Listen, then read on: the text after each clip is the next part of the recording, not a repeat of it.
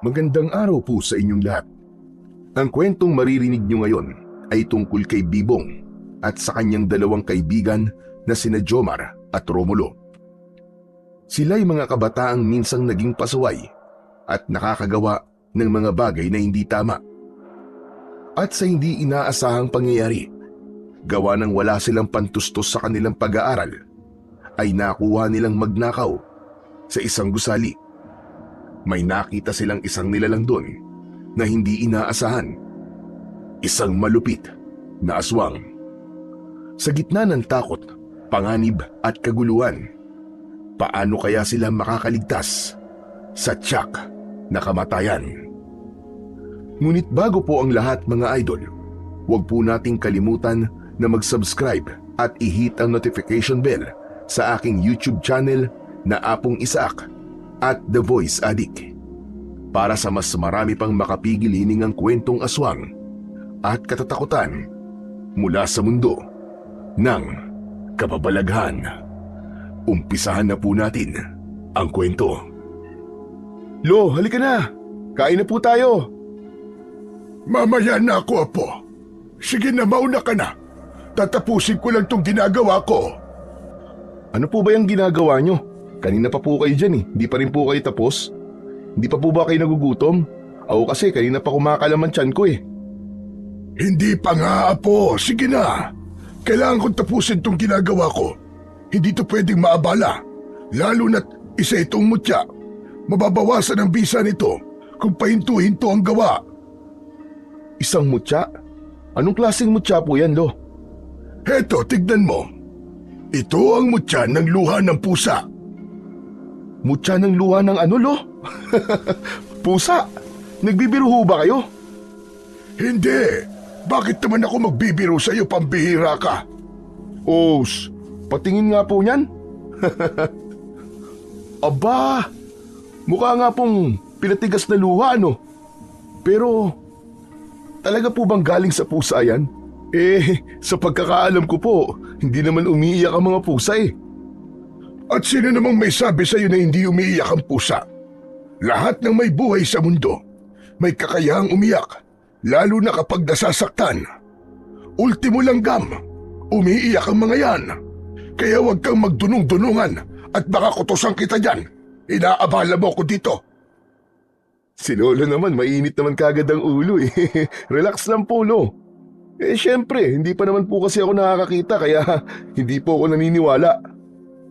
Ay, tanga! Ewan ko sa'yo. Mabuti pa umalis ka na dito sa harap ko at baka mamaya mas lalong hindi ko tumatapos. Lolo naman eh, nagtatanong lang naman po ako sa inyo eh. Nililinaw ko lang kung talaga bang may luha na lumalabas sa mga mata ng pusa. Kasi naman ang alam ko umiiyak lang sila sa pamamagitan ng pagnyaw o pag-iingay. Oo na, sige na, tama ka na. Pabihira itong batang ito, napakakulit mo. Tama po ba talaga ako o ayaw niyo lang magsabi ng totoo? Ano ba kasi talaga yan? Pwede po bang akin na lang yan pag natapos nyo? Magandang pamorma yan eh. Sigurado ako maraming maiinggit sa akin. Anong pamorma sinasabi mo? Nasisiraan ka na ba ng bait, Bibong? Ang mutya na to ay hindi lang basta galing sa isang ordinaryong pusa. Kagabi, habang nagpapadalisay ako ng mga agimat sa gubat, may nakita ko naghihingalong pusa. Puting-puti ang kanyang balahibo. Kawawa nga Nag-iisa lang siya. Binantayan ko para maski sa huling hininga niya, maramdaman niyang may karamay siya. Tapos yun, nakita kong lumuha siya. Tapos nahulog ito sa kanyang mga mata. Nang pulutin ko, naglaho bigla yung pusa. Ha? Naglaho? Mas lalo naman pong di ka panipaniwala yung bagong kwento nyo. Mukhang kwento nga lang po ng alamat yun Oo, mukhang alamat. Pero totoo ito, Bibong. Ito ang tatandaan mo, ha? Hindi lahat ng hindi mo pa nararanasan o nakikita ay gawa-gawa na kagad. May mga bagay sa mundo na hindi mo kayang ipaliwanag, pero totoo pa rin. Kaya iwasan mo yung mga walang galang na komento mo. Baka sa ibang tao mo pa masabi, mabatukan ka pa sa katangahan mo. Marunong kang tumawa, pero sana matuto ka ring makinig at mag-isip. Napakamot sa kanyang ulo ang binata, pero naging interesado na siyang bigla sa ginawa ng kanyang lolo. Naupo ito sa tabi niya at pinanood ito habang ginagawa ang agimat. Sige na nga, Lo. Hindi na ako kontra. Pero Lo, di mo pa sinasagot yung tanong ko kung pwedeng akin na lang yan Di ba marami ka naman ng agimat Sige na, para pogi naman akong tignan. Abat makunat talaga yung kokote mo Kanina ko pa sinagot yung tanong mo. Hindi pwede. Bakit naman po? Bakit hindi pwede? Abay, hindi laruan ng mutya, Bibong. Hindi mo to pwedeng gawing pandekorasyon lang. May lakas itong hindi mo maintindihan. Kapag hindi mo nagamit ng tama, baka mapahamak ka. Kaya wag mong inuugali yan. Bastang nanghihingi ng bagay na hindi mo alam ang kapalit. Kapalit? Ano pong ibig sabihin nun, Lo? May kapalit pala yan? Abay, oo naman. Ang bawat mutya ay may kaakibat na responsibilidad. Hindi mo pwedeng basta-basta gamitin o isuot ng hindi inaalam ang pinanggalingan o kumparasan nito. Alam mo ba, ang pag-iyak ng isang pusa ay simbolo ng sakit at lungkot. Kaya maselan kapag napunta ito sa maling mga kamay. Napakadelikado. Grabe naman pala yan, Lo. Akala ko pa naman bukod sa pamorma pwedeng gawing lucky charm. Iba ang mga lucky charm sa mutya. Kasi ang tunay na mutya, buhay yan. May koneksyon ito sa kalikasan, sa kaluluwa, at sa di nakikitang mundo. Baka nga engkanto diwata pa yung pusa na yun Di ko lang talaga masabi. Pero posible yun. Kaya kung hindi mo pa kayang intindihin o tanggapin ang mga ganitong bagay, huwag ka na munang makialam. Doon ka na muna. Chupi. Lolo naman Sige po, gets ko na. Sorry na po. Hindi ko na po yan babastusin. Makikinig na po ako sa inyo. Mabuti naman kung ganon. Dahil darating din ang araw na mauunawaan mo ang lahat. Hindi ngayon, pero sa tamang panahon. Hanggat nandito pa ako, sisikapin kong maituro sa iyo ang lahat ng nalalaman ko at kung ano ang tama. Po? Teka po. Tama po ba yung narinig ko? Tuturuan niyo po ako? Kung ganun, pwede na po akong sumama minsan kapag nagpapadalisay ka ng mga agimat niyo? Pwede naman. Basta, handa ka nang makakita ng mga nilalang na hindi mo akalaing totoo. Tulad ng kapre, tikbalang, mga engkanto, maligno at iba pa. Sige, sa susunod, isasama kita. Pero siguraduhin mo na buo ang loob mo. Kaya ko po yun. Yun lang naman pala. Basic na basic lang sa akin yun, Lo. Yabang nito. Lolo naman, mana lang po ako sa inyo. Pero Lo, di ba may kapangyarihan po mga mutya? Yung luha po ng pusa na yan, ano pong kapangyarihan yan? Akala ko ba tapos ka na magtanong? Hindi pa pala. Justin bata ni Re. O sige, ang kapangyarihan nito ay nag-iiba. Depende sa uri ng panganib na darating. Parang nakikisama siya sa kung anong kailangan ng may hawak. Hanep pa. Magaling palang mutya na yan Parang may sariling isip. Oo naman. Buhay ang enerhiya nito. Kung ang kalabay mo'y mangkukulam, magbibigay ito ng panangga. Kung engkanto naman, maglalabas ito ng liwanag na hindi nila kayang tignan. At kung mga aswang naman o demonyo, kayang ilantad ng mutya ang tunay nilang anyo. Kaya din itong tumunaw ng mga aswang. Ganun po pala yun. May iba pa itong kapangyarihan. Teka, aalalahanin ko lang. Ano nga ba yon? Alam ko na. Nako. Teka, mali yata. Hindi ko na yata matandaan. Naku, Lo, mahirap po yan. Paano nyo magagamit ng mahusay ang mutya na yan kung hindi nyo alam kung paano gamitin? Hindi problema yon.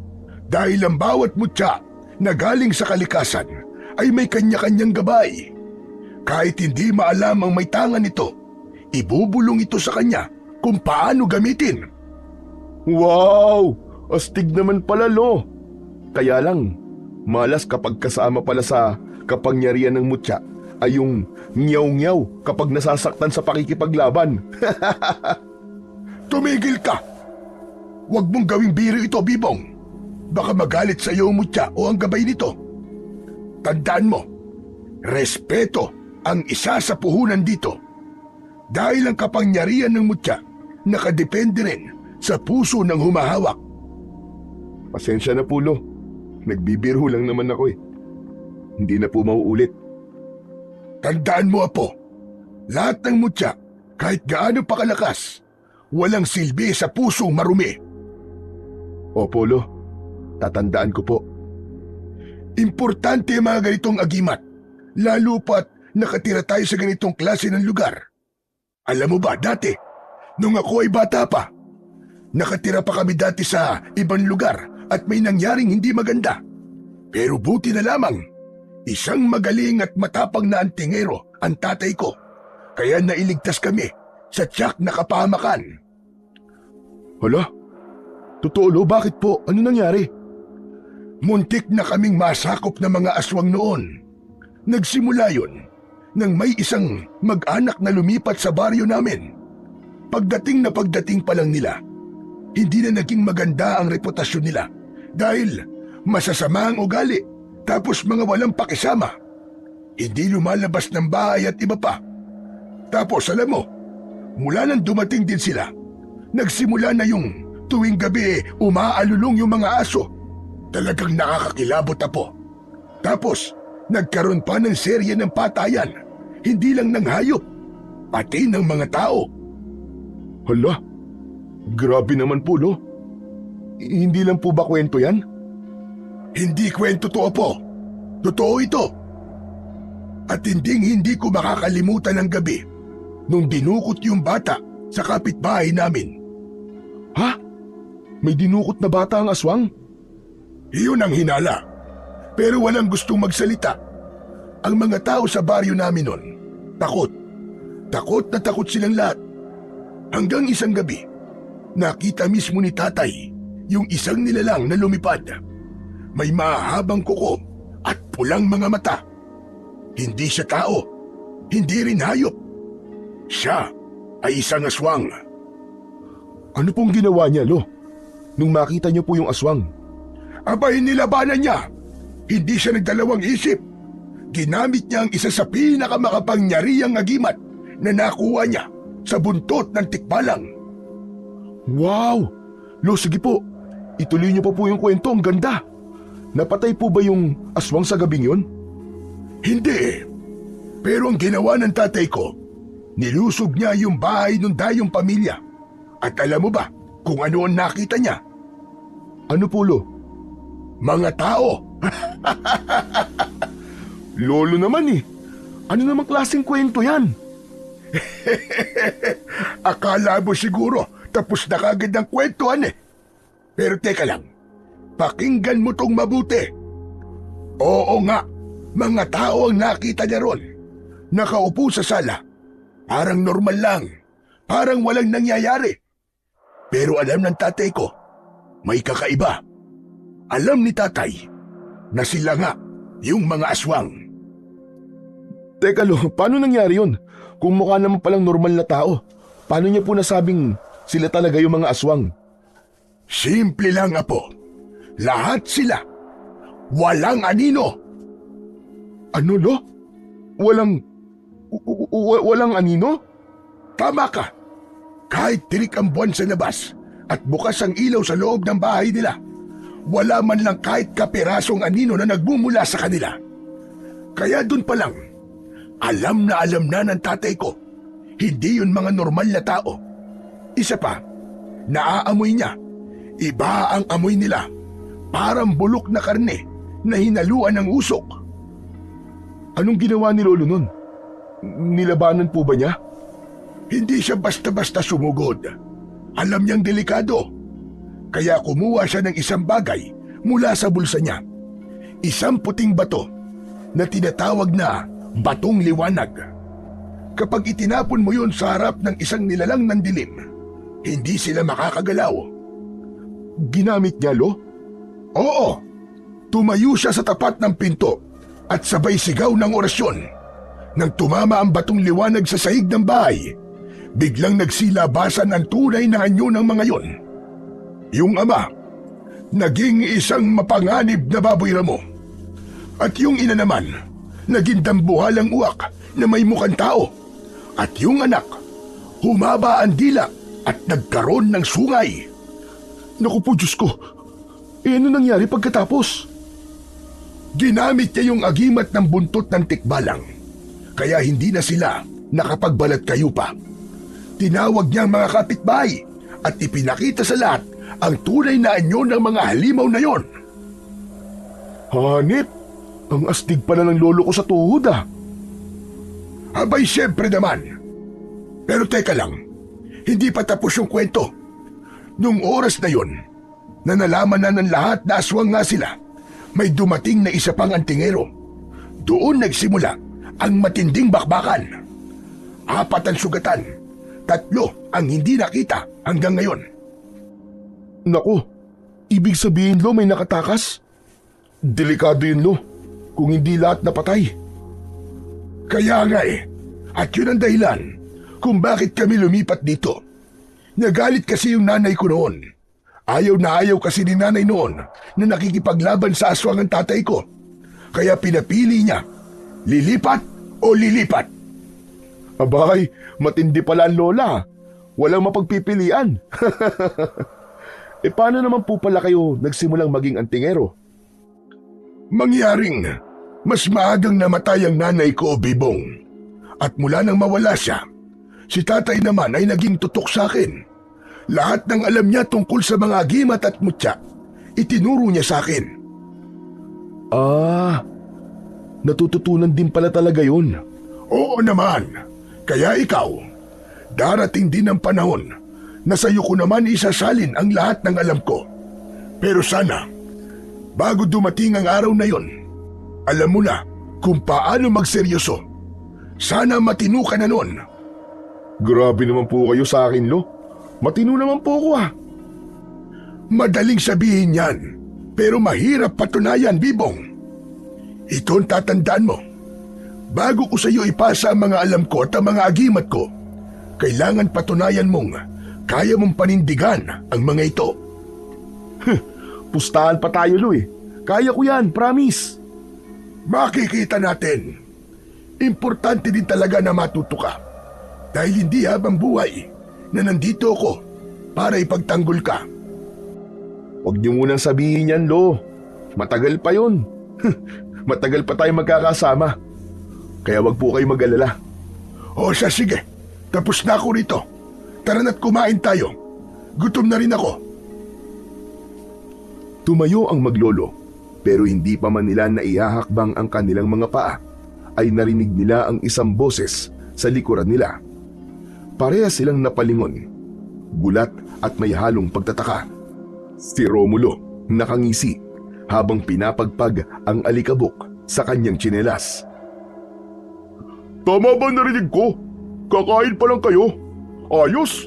Saktong-sakto pala dating ko. Pwede bang makikain? Hoy, anong ginagawa mo ritong kolokoy ka? Bigla ka na lamang sumusulpat ah. Makikikain? Bakit? Masama ba? Hindi naman ho kayo magagalit, hindi ba, Mang Oyo? Hindi naman, iho. Pero sana man lang, nagsabi ka kahapon na pupunta ka rito. Nakapagluto sana ako ng mas marami. Ewan ko lamang kung kasya sa atin itong sinaing.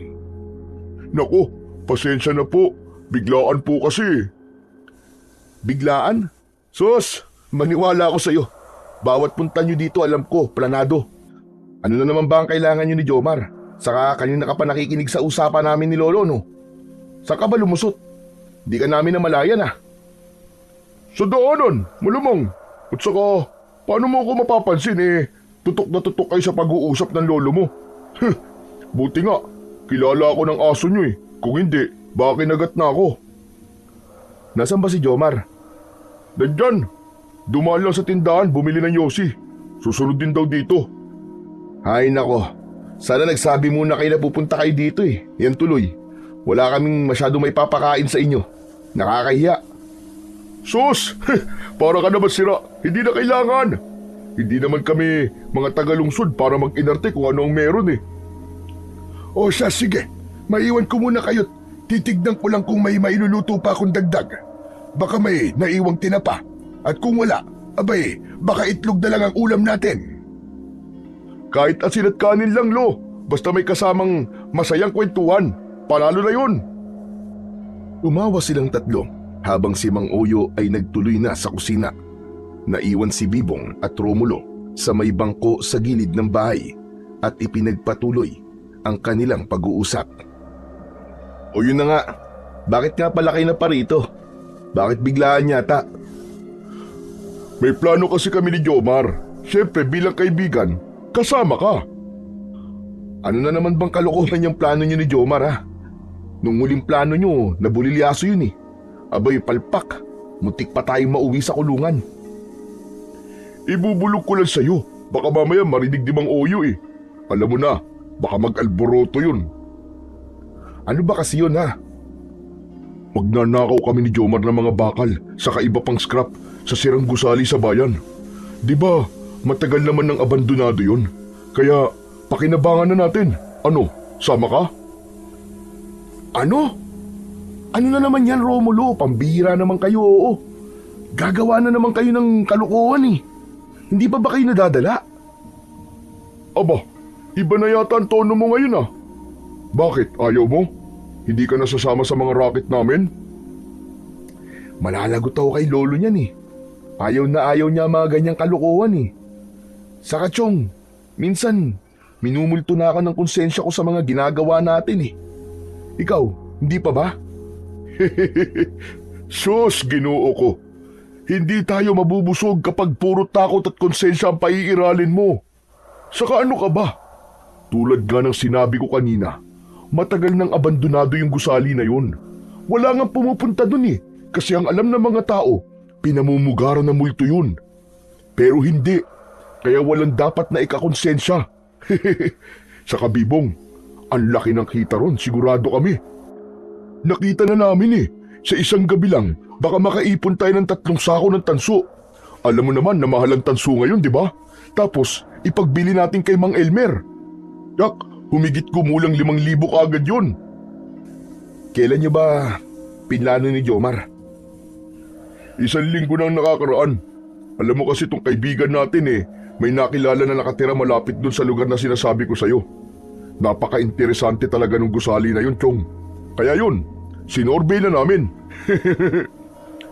Teka, di ba sabi mo, pinamumugaran ng multo yun? Hindi ba nakakatakot? Pambihira naman tong taon to. Maniwala ka naman sa mga multo-multo na yan. Sumama ka na. Sayang yung mga tanso doon, baka mabulok lang. Mas mainam na mapakinabangan na ng mga katulad nating mahigpit ang pangangailangan. Sayang yun, Chong. Ang daming pera nun. Ano, tatanggi ka pa? Pag-iisipan ko muna, Chong. Anong pag-iisipan muna? Mamayang gabi na yun eh. Sumama ka na. Teka, bukod sa konsensya mo, bakit ka nga pala tumatanggi na? Nagbago ka na o ayaw mo na kaming kabarkada? Huy, hindi naman sa ganun. Ang sa akin lang kasi, parang nagtanda na ako dun sa huli nating racket eh. Ah, yun ba? Kalimutan mo na yun. Alam mo, makinig ka sa akin. Sumama ka na, akong bahala sa'yo. Yung kikitain natin dun, di hamak na mas malaki kesa dyan sa pa-sideline mo na pagpasok sa construction. Isipin mo, sa pera na yun, mabibilan mo na ng gamot ang lolo mo at makakabili ka ng masasarap na pagkain yung dalawa. Nagkakamali ka, Chong. Si Lolo, mas gugustuhin nun na mag-ulam ng asin basta't malinis. Pero kapag ganun na masarap nga ang ulam, pero pag nalaman naman niyang galing sa nakaw, hindi yun kakain. Matindi ang prinsipyo ng lolo ko, baka akala mo. At alam mo yan. Saka, hindi ko basta-basta kakalimutan yung nangyari na yun eh. Muntik na tayong makulong eh. Huwag kang masyadong malakas ang boses. Baka mamaya marinig tayo ng lolo mo. Palayasin pa ako dito. Chong, pangako ko sa'yo, hindi tayo mapapahamak sa pagkakataong to. Walang bantay sa gusali na yon. Pulido ang plano namin ni Jomar. Wala kang dapat na ipag-alala. Sayang din to, Chong.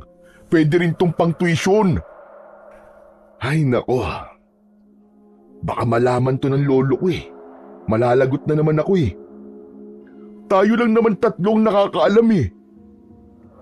Hindi, Chong, pas ako. Pasensya na talaga. Hard pass. Pambihira naman, oo. Minsan na nga lang mag-aya, ipapahiya mo pa ako. Sus, ano namang klaseng itsura yan? Huwag mo na nga akong konsensyahin. Hindi ako tatablan yan. Alam nyo, dapat naman kasi, yung racket na hinahanap nyo, yung legal, yung parehas. Yun, sasama ako sigurado.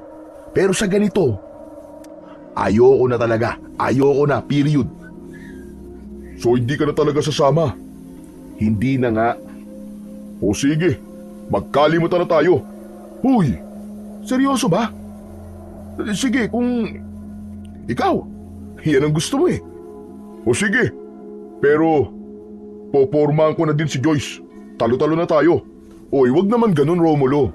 Ako na nauna ng ligaw dun eh. Dami ko ng effort dun. Dami ko ng nalibre dun eh. Dadaanin mo na naman sa pagwapuan eh. Eh kung ayaw mo nang sumama eh, syempre, may kapalit yan. Si Joyce yun. O ano, deal? Anak ng pitong kagaw naman, oo. Sige na. Pag-iisipan ko kung sasama ako. Pero Romulo, huwag mong bastusin si Joyce ha. Hindi siya tulad ng ibang babae. Yan! Very good! Ganyan ang bibong nakilala ko. Basta mamaya 11:00 ng gabi. Dating gawi. Bahala kayo. Teka, nasan ba si Jomar? Nandun sa may eskinita, sa katapat ng tindahan ni Aling Pina. Kanina pa hinihintay yung sukli sa Yossi. Tagal yung tindere. Parang sinasala pa yata ang barya. Tumango si Bibong. Napatingin siya sa kalsada at tinanaw kung darating pa ang isa nilang kaibigan. Nagkaroon ng sandaling katahimikan sa pagitan nila ni Romulo. Ngunit ang katahimikang yon ay nabasag nang makarinig sila ng malalakas na sigaw mula sa paparating na binata. Ah! Tulong! Tulong! Agad na napatayo ang dalawa nang makilalang si Jomar ang humahangos. Takot na takot at pawis na pawis. Habol nito ang kanyang hininga nang makalapit sa dalawa niyang kaibigan. Hoy! Ano ba nangyayari sa'yo? Bakit ka parang takot na takot? May humahabol ba sa'yo? Takting yan! Hinahabol ako ng baliw! Bakit ka naman nahabulin ng baliw? Aba, siguro may atraso ka dun ano? Tinira mo no? Hoy! Si Raulo, anong tinira? Anong pinagsasabi mo? Hindi ako rapist, no? Ganun na ba kababa ang tingin mo sa akin? Kaya mo nasabi yan? Alam mo, kahit na ganito ang pagbumuka ko, ni minsan, hindi ko kayang pagsamantala ng isang babae, no? Ito naman masyado seryoso. Nagbibiro lang. Ang init kagad ng ulo mo. Eh bakit ka nga kasi hinabol ng baliw? Ano bang atraso mo? Isa ka pa, atraso ka agad. Di ba pwedeng pinagtripan lang ako noon, kaya ako hinabol? Eh bakit ka naman kasi tumatakbo? Kung di ka tumakbo, hindi ka sana nun hinabol. Ano ba? Basic! May saltik ka rin, no? Sige, pagkaisahan niyo ako. O siya, sige na. Tama na nga. Mabuti pa tara na sa loob. Kumain na tayo. Kanina pa ako nagugutom eh. Mamaya na lang natin tuloy itong usapan na to. Ayun, mabutit sinabi mo yan. Ito talaga yung gustong-gusto kong parte kapag nagpupunta ako sa inyo eh. Yung kainan. Ganun ba? Kaso, malas mo ngayon kasi wala kaming ulam. Magdidildil tayo ng asin. Ano? Bakit naman?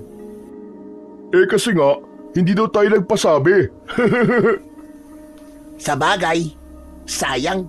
Akala ko pa naman, adobong baboy. Pwede naman adobong kanin. Ay nako, tara na nga, kain na tayo. Pumasok na ang tatlo sa loob ng bahay ni Nabibong. Diretso sila sa kusina kung saan nakita nila ang matanda na abala na sa paghahanda ng kanilang makakain. Umupo sila sa bangkong kahoy. Si Jomar, Bibong at Romulo ay matagal nang magkakaibigan. Simula pa lamang ng elementarya ay magkakakilala na sila. Ang tawag nga sa kanila noon ay ang tatlong kuneho dahil sa likas ang kanilang pagiging malikot sa klase. Palagi silang napapagalitan sa tuwing may nagagawang kalokohan. Si Bibong ang tumayong leader nila, samantalang si Romulo ang pinakamatangkad at may itsura sa kanila. Si Jomar naman ang bunso, tahimik at matatakutin, kaya palaging nagbibiro. Dati silang nakatira sa iisang baryo, ngunit nang lumaon ay lumipat na ng bahay si Romulo at Jomar sa kabilang baryo.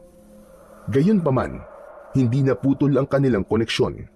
Hindi nun naapektuhan ang kanilang samahan. Sila ay nasa ikalawang taon na ng kolehiyo at pare-parehong kumukuha ng kursong criminology. Samantala, naghain na si Lolo Oyo sa hapag at nagsimula na silang kumain. "Oh, huwag kayong mahihiya. Kain lang kayo ng kain. Mga walang hiya kayo." Hala, grabe ka naman pre. Hindi naman. Sige na. Kumain lang kayo. Huwag niyong pakinggan niyang sutil na kaibigan niyo. Huwag kayong mahihiya. Nako, hindi po talaga mahihiya ang mga yan, Lolo. Dahil ang mukha ng mga yan, singkapal ng balat ng kalabaw. Hoy, grabe ka na ba sa amin? Nagtawanan ang tatlo sa harap ng hapagkainan.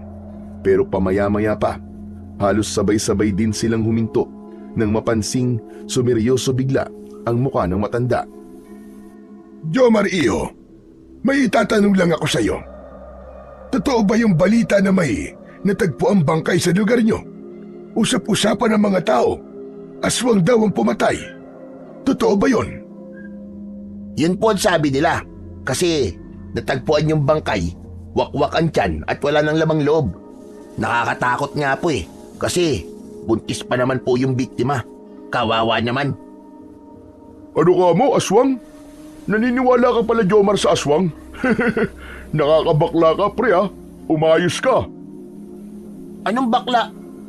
Tsaka naniniwala ako sa aswang Nako, kung nakita nyo lang sana yung kalagayan ng bangkay, mapapaisip din kayo Karumal-dumal talaga yung nangyari sa kanya at walang tao makakagawa ng ganong kasamang pagpatay. Grabe!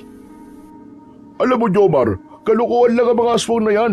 Panakot lang ng mga matatanda sa bata yan para hindi gabihin sa paglalaro nung araw. Anong hindi?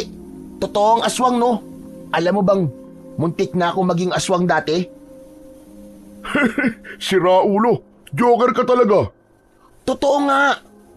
Nung high school yata tayo nun. Hindi po ba, Mang Oyo, kayo pa nga ang gumamot sa akin para mapawalang bisa ang pangaaswang sa akin? Oo, nakatandaan ko nga yun. Tinalian ka ni Lolo ng itlog sa tiyan, tapos kinabukasan ng buksan yung itlog, may kakaibang mukha ng ibon ang nasa loob nun. O diba? Ganon sana ang magiging itsura ko kung hindi naagapan. Baka ngayon, wala na kayong kaibigan na gwapo. Lolo, saan banda? Wala naman ako nakikitang gwapo Anong san banda? Eto Pero alam nyo, mabuti na lang at naagapan talaga ako ni Lolo. At saka, mabuti na lang, magaling po kayo. Alam nyo, hindi talaga ako naniniwala sa mga aswang Pero mukhang kakaiba yung kwento nyo Lolo, paano mo nagawa na pagalingin tong kaibigan namin? Ginamitan ko ng orasyon at ng mutya ng nakakapagpadalisay. Tulad nito. Ipinakita ni Mang Oyo sa mga binata ang mutya ng pusa. Aba, ang gandang kwintas niyan, Lolo Pwede ko po bang hawakan? Nako, hindi pwede, Iho. Masela ng mutyang ito. Hindi basta-basta pwedeng ipahawak sa iba. Ganun po ba? Pasensya ka na.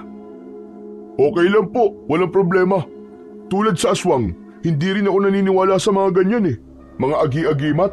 Sus, kalokohan lang yan. Hoy, bunganga mo naman. Huwag ka naman magsalita ng ganyan dito. baka nakakalimutan mo. Ang tingero si Lolo. Naiinsulto mo na siya sa mga sinasabi mo. Lolo, hindi ko po iniinsulto ang trabaho mo ah. Ang sa akin lang po sariling opinion lang. Pasensya na po. Di ko po sinasadya. Ayos lang. Sige lang iyo. May mga tao naman talaga na hindi naniniwala sa mga aswang. Ito ang apo ko hindi rin naniniwala. Pero ito ang sasabihin ko sa inyo. Totoo sila. At huwag niyong pangarapin na makakita pa kayo bago kayo maniwala. Tama si Lolo. Basta ako, naniniwala ako sa aswang. Hanggang ngayon nga po, Lolo, nasa akin pa rin po yung habak na ibinigay niyo sa akin. Di ba po, pangontra po yun sa aswang? Oo, tama ka. Ibinigay ko sa iyo yun para di ka na maaswang ulit. Protection mo yon laban sa mga masasamang elemento tulad ng aswang. Teka, ikaw ba Jomar nakakita na ng aswang? Oo naman, Anong itsura? kamukha mo. Tignan mo tong taong to. Ang lakas talaga ng tiniling. Hoy, di naman hamak na mas may itsura ako sa'yo, no? Yabang mo. Hindi naman kasi lahat ng aswang ay pangit. Ang mga aswang pare, kaya nilang magbago ng anyo. Kaya nilang gumaya din ng itsura ng ibang tao. Kaya huwag kang magtaka dahil posible naman talaga na may makahawig kang aswang. Tama ka. Ang mga aswang ay kayang manlinlang ng tao. Kaya mag-iingat kayo palagi. Dahil hindi lahat ng mga nakikita nyo o nakikilala nyo ay totoo. Ingat kayo sa mga mapagkunwari. Nako, mabuti pa ibahin na lang po natin ang usapan. Huwag na po yung aswangan at baka mamaya kung saan pa mapunta ang usapan natin. Ah, oo nga pala. Malapit na ang pagtatapos ng klase nyo, hindi ba? Ano? May award ba kayong 3 sa recognition? Kailan nga ba ulit yun? Sa susunod na linggo pa po, Lo. Maganda sana kung makakabili tayo ng bagong sapatos at uniforme mo. Para naman, disente kang tignan habang umaakyat ka sa entablado. Ang kaso wala pa akong pera sa ngayon. Po? Lo, hindi naman po kailangan yun . Wala naman po akong award . Ay, wala ba? Akala ko kasi meron . Lolo naman, halos pasang-awa nga lang po ako sa ibang subject . Lalo na nung nakaraang SEM. Hindi ko nga alam kung papasa pa ako sa major naming criminology, Lo. Hala ka! Aba dapat doble kayod ka na, apo. Hindi pwede ang ganyan kung gusto mo maging pulis. Hindi ba ito yun ang pangarap mo? Opo, Lo. Pangarap ko po talaga yun. Kaya nga po, nagsusumika po ako kahit papano. Medyo mahirap lang po talaga nung nakaraan kasi sabay-sabay po ang projects . Saka yung group work. Tapos yung grupo ko patamad. Halos lahat ako na gumawa. Aba, maski di ka pasok, deserve mo pa rin magkaroon ng bagong damit at sapatos, Chong. Ang hirap kaya mag-aral. Ang importante, pasado ka. Di ba, Jomar? Oo. Gusto ko nga sana kaso wala Mas lalong humihirap ang buhay. Pataas ng pataas sa mga bilihin. Tapos yung sahod naman, hindi tumataas. Yung mga presyo ng pananim, pababa ng pababa. Alam niyo po, Lo, huwag niyo po masyadong inaalala ang apo niyo. Kayang-kaya po niya ang sarili niya. Magagawa niya po ng paraan yun. Kung talagang gusto niya. Aanhin ko nga kasi yun. Hindi nga kasi ako aakyat ng stage. Pambihira naman kayo, oo. Pumasa tayo, di ba? Baka naman pwede na rin yung kahit konting salo-salo lang. Correct. Mainam din yung may konting salo-salo na magaganap kahit tayo-tayo lang. Di ba, Lolo? Mag-aambag kami ng pera. Wala namang problema sa akin yon. Basta may budget, sige, ipagluluto ko kayo. Gagawa ko ng espesyal. Baka kalderetang kambing o di kaya naman tinolang manok na native. Wow, ayos! Panalo po talaga kayo, Lolo Oyo. Yan ang lolo ng bayan. Wala talagang kakupas-kupas, Lo. Sus, binola niyo na naman ang lolo ko. Lakas talaga ng mga dila niyo, Chong. Lo, huwag niyo po muna silang patulan. wag na muna nating isipin yung handa-handaan na sinasabi nila. Saka na lang po kapag graduation na. Malayo pa naman po yun eh. Makakaipon pa tayo. Yan ka na naman. Kinontra mo na naman. Sige na, ituloy nyo na yung pagkain nyo. Saka na lamang natin pag-usapan ng salo-salo na gusto nyo. Ipinagpatuloy nila ang kanilang pagkain. Nang matapos, nagtulong-tulong ang tatlo sa pagliligpit ng kanilang pinagkainan at sila na din ang naghugas ng pinggan. Bagay naman na labis na kinatutuwaan ng matanda sa dalawang kaibigan ni Bibong. Walang alam ang matanda sa mga ginagawa nilang kalokohan. Tumambay ang tatlo sa sala, samantalang si Lolo Oyo naman ay pumunta na sa likod ng kanilang bahay para naman asikasuin ang kanilang mga alagang hayop. Napatingala sa bubong si Romulo. Pre, tignan mo. Sira na pala tong bubong nyo eh. Ang dami ng butas. Kaya nga madami na talagang sira yan. Wala naman kasi kaming perang pampaayos eh. Yung pera na kinikita ko sa pagsa-sideline nauuwi lang sa mga gastusin namin dito, tsaka sa school. Ang hirap talaga maging mahirap. Alam mo, Chong, kung ako sa'yo, pumayag ka na kasi na sumama sa amin ni Jomar. Huwag ka nang pakipot pa. Para ka naman chicks eh. Saka, huwag ka mag-alala. Mag-iingat naman tayo eh. Bakit? Ayaw mo ba sumama, Chong? Ano nangyari? Takot daw. Baka daw mabulilyaso ulit. Sos, madali lang tong racket natin na to ngayon, tol. Wala kang dapat na ipag-alala. Yan nga din ang sinabi ko sa kanya. Kaso, ang hirap namang kausap. Natatakot na kasi talaga ako eh. Kasi nga, baka mamaya, yan ang ikasira ng kinabukasan ko. Mga Chong, gusto kong makagraduate ng college. Gusto kong maging pulis. Kapag nakulong tayo, wala na. Paano pa tayo gagraduate? Kita mo? Hirap kausap, di ba? Hayaan mo na kung ayaw niya talaga. Ha? Sigurado ka ba? Eh di ba, gagawin nga natin to kasi. O bakit? May nangyari ba sa inyo, Jomar? Alam mo, Chong, nasa ospital kasi ang nanay ko eh. Kailangan ko ng pera. Kaya maski hindi naman talaga maganda ang pagdanakaw, gagawin ko ulit. Si nanay kailangan maoperahan eh. Alam ko, konti lang yung makukuha natin doon kumpara sa gastusin sa ospital. Pero alam ko, Chong, malaki na may tutulong nun. Lalo na sa pambili ng pagkain o kaya naman pambili ng gamot. Pandagdag din yun eh. Kaya nga, gusto ko sana naming isama kasi mas marami ang makukuha natin kapag tayo magkakasama. Ganun ba? Pero hindi ba parang ang pangit naman nagagawa ka ng masama para dun? Ayos lang yun. Kailangan talaga kapit na sa patalim eh. Wala naman akong ibang mapagkukunan. Pero ayos lang din talaga kung ayaw mo sumama. Hindi kita pipilitin. Kami na lang ni Romulo. Eh di umuwi na tayo. Wala naman tayong gagawin dito eh. Mabuti pa sa inyo na lang ako makitulog. Uwi kayo? Oo, nakakahiya naman kung dito pa kami tutuloy. Eh ayaw mo naman pala sumama. Teka lang. Sige na. Sasama na ako.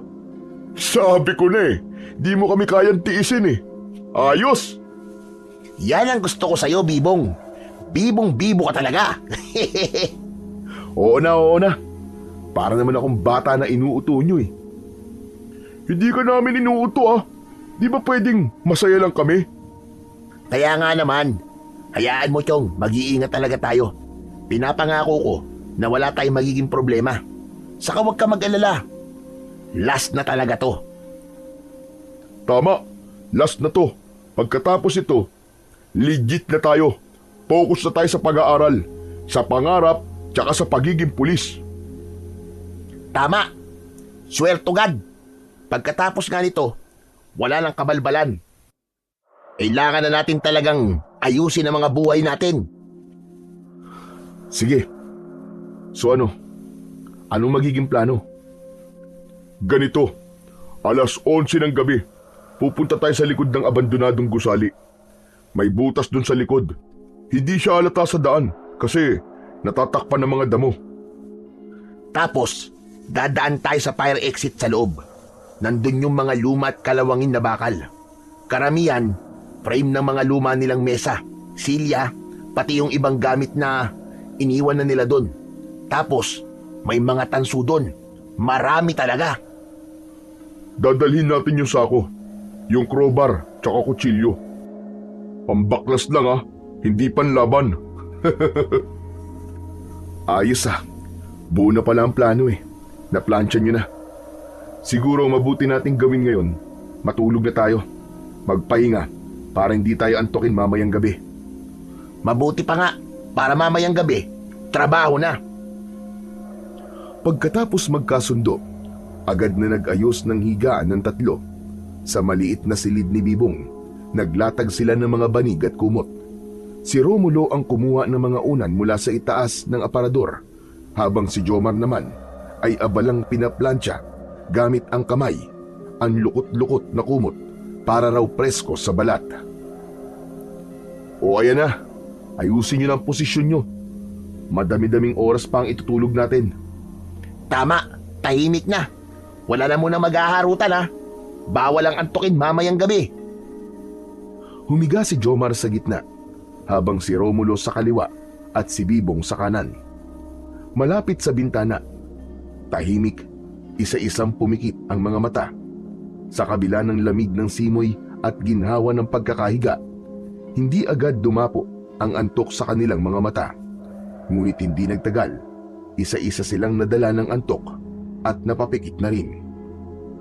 Mabilis na lumipas ang oras. Eksakto 11:00 ng gabi ay naghanda na ang tatlo. Tahimik silang nag-ayos. Nakasando at shorts lamang sila. Bitbit ang mga sako at mga gamit na inilagay sa isang lumang backpack. Ingat na ingat nilang binuksan ang bintana ng kwarto at doon sila lumabas na tatlo.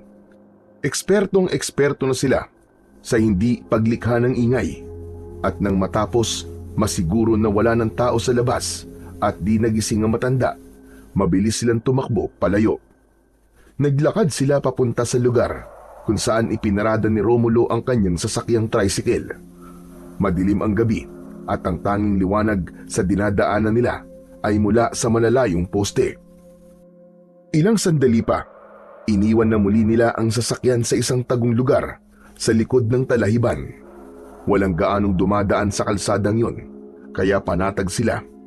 Mabilis silang bumaba at dahan-dahang lumakad papunta sa abandonadong gusali. Tahimik ang paligid. Tanging ang mga kuliglig at sarili ng nilang kaluskos ang kanilang naririnig. Malayo pa ba tayo? Medyo. Ganun ba? Medyo sumasakit na kasi ang binti ko eh. Konting tiis na lang, Chong. Baka kasi magising si Lolo eh. Malalagot tayo kapag nalaman niya na umalis tayo ng 10 oras ng gabi. Huwag mo na munang isipin ang mga bagay na yun, Chong. Focus muna tayo sa goal. Hindi naman tayo magtatagal doon, di ba? Malamang, alangan naman na doon pa tayo tumambay. Mahinang binatukan ni Bibong ang kaibigan si Jomar dahil sa pagiging pilosopo nito. Alam mo, Jomar, alam mo ikaw, pasama na ng pasama ang ugali mo. Pasensya na. Sige na. Focus na tayo sa goal. Sigurado ba talaga kayong wala nang nakatira sa lugar na yon? Bakit na naman ba? Paulit-ulit ka naman? Wala na nga nakatira doon. Kung gusto mo, ikaw na tumira para may tao na ron. Sabi ko na eh, dapat talaga hindi na ako sumama dito eh. Binubuli niyo lang ako eh. Hindi, biro lang naman tol, ko naman. Para ka namang others eh, hindi ka mabiro. Bilisan na nga lang natin ang paglalakad. Mabuti pa nga. Ilang sandali pa ay narating na rin nila ang lugar. Heto na yun. Yan ang sinasabi ko sa inyo. Tahimik lang tayo para walang makapansin sa atin. Oh, akala ko ba walang tao dito? Ito naman, masyadong nervyoso. Wala ngang tao dito, Chong. Ano ka ba? Sinabi ko lang yun para di tayo maging kampante. Huwag na kayo magtalo. Sige na, pumasok na tayo. Bilisan lang natin. Pagkapasok nila sa loob ng gusali, agad nilang naamoy ang alikabok, amag at kalawang. Madilim sa loob. Tanging ang liwanag ng maliit na flashlight ni Bibong ang nagsisilbing gabay nila habang dahan-dahan silang naglalakad papasok. Grabe, nakakatakot nga pala tong lugar na to, no? Ang daming mga sirat lumang kabaong. Wala na itong pinagkaiba sa sementeryo, ah. Ayos lang yan. Hindi naman talaga dito sa ibaba ang nakakatakot eh. Doon sa itaas. Kasi ang alam ko, doon yung katayan nila ng mga patay. Hehehe. Ano? Anong katayan? Doon sila nag-iimbalsa mo ng mga patay. Ito naman oh, kung ano-ano iniisip eh. Susme. Sa isang sulok, nakita nila ang lumang fire exit na tinutukoy ni Jomar. Doon naroon ang mga kalawangin at sirang bakal, mga frame ng mesa, silya, cabinet at iba pang gamit na iniwan lang sa paglipas ng panahon. Meron ding mga sirang electric fan, ilang lumang wiring at metal parts na puno ng alikabok. Dito tayo magsimula, Jomar. Buhatin mo yung sako. Bibong, hawakan mo yung ilaw. Agad nilang inilabas ang mga dala nilang gamit, kutsilyo, crowbar at sako. Mabilis ang kilos ni Jomar. Maraan niyang binabaklas ang mga tansong bahagi ng electric fan. Si Romulo naman ay abala sa pagtatanggal ng tornilyo sa isang bakal na kabinet gamit ang crowbar. Si Bibong, habang hawak ang flashlight, panayan lingon sa paligid. Bilisan niyo, pre. Hindi ko alam kung bakit pero parang may mali eh. Ang bigat ng hangin, tapos ang baho. Parang may amoy daga na nabubulok. Relax ka lang. Nasa loob lang tayo ng lumang gusali. Normal lang yan. Pero hindi mapakali si Bibong. May naririnig siyang mahihinang yabag sa itaas. Parang may bumubuntong hininga sa likod ng mga sirang dingding. Napatingin siya sa madilim na bahagi sa itaas na palapag. Wala siyang makita, pero naroon ang pakiramdam na parang may nakatingin. May tao ba dyan? Hoy! Sinong kinakausap mo dyan? Pambihira to oh. Kasi parang may tao sa taas eh. Huwag ka na nga manakot dyan. Bilisan na lang natin ang trabaho. Grabe, jackpot tayo dito, ang daming tanso. Yan oh, kunin na rin natin yung mga bakal. Pwede ring ibenta yan. Ipinagpatuloy na nga nila ang kanilang ginagawang pagnanakaw.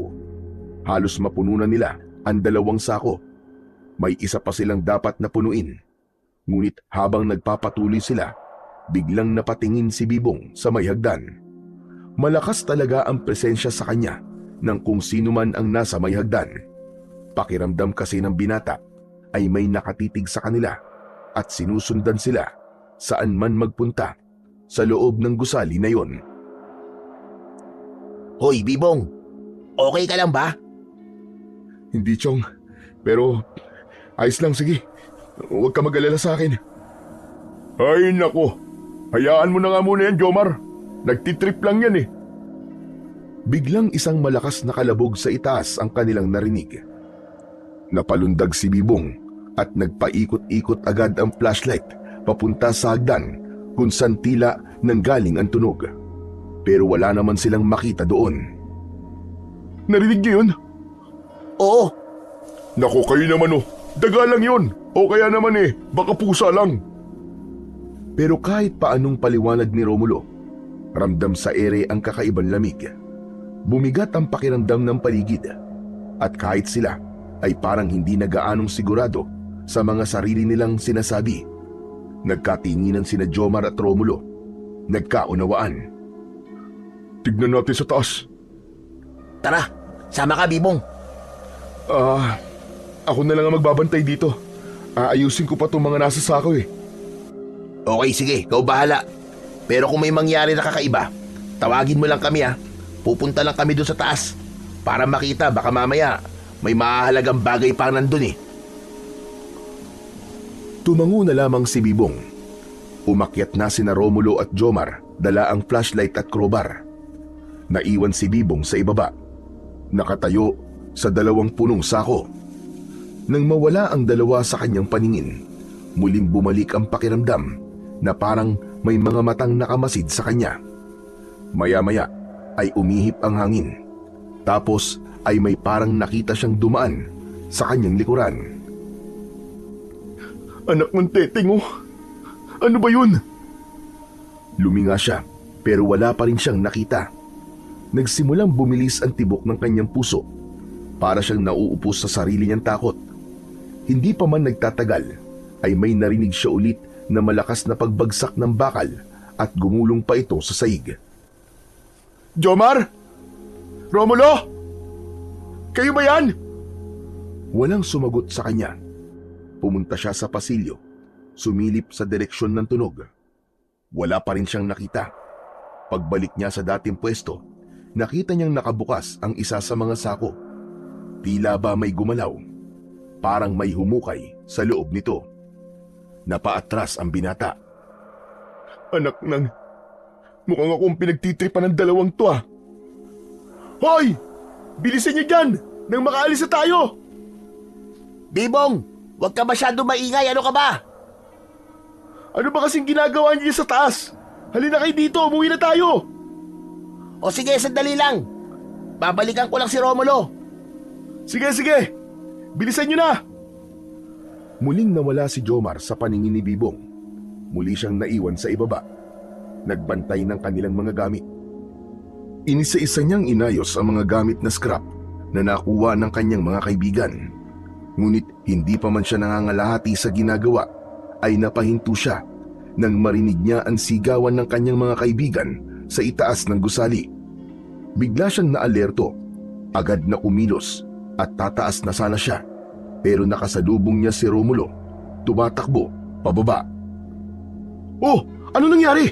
Nasaan si Jomar? Umalis na tayo rito! Bilisan mo! Sandali si Jomar! Hindi natin siya pwedeng iwan! Hayaan mo na siya! Umalis na tayo! Huwag ka makulit! Hindi ako aalis dito, siraulo ka ba? Sabihin mo sa akin kung bakit ka nagkakaganyan. Hindi ko iiwan si Jomar dito. May aswang sa taas.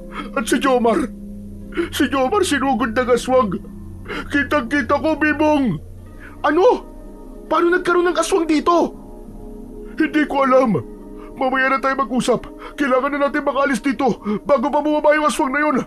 Mapapahamak tayo dito. Si Jomar, hindi na natin siya matutulungan.